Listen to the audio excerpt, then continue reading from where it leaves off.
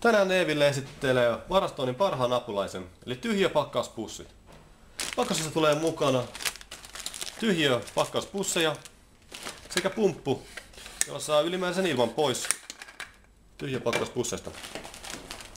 Käyttäminen on varsin yksinkertaista. Laita haumisen vaatteet tai muut esineet tyhjiö pakkauspussin sisään, asettele sinne kunnolla. Painamalla ja pyörittämällä poistat ylimääräinen ilma pois pussista huolellisesti. Sen jälkeen sulje pussin suun kunnolla, ettei varmasti lisää ilmaa pääse takaisin sisään.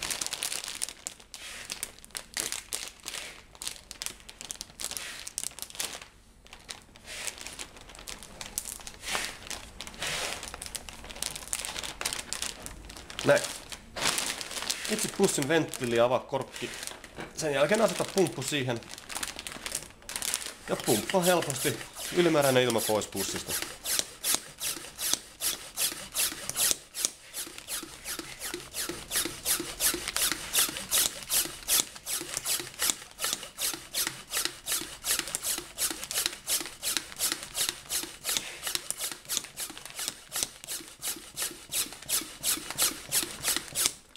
Pumpattua se, asetat tuohon korkki takaisin kiinni pussiin.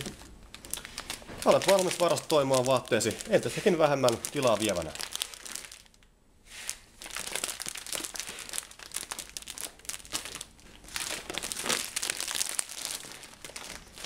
Kiitos katsomasta.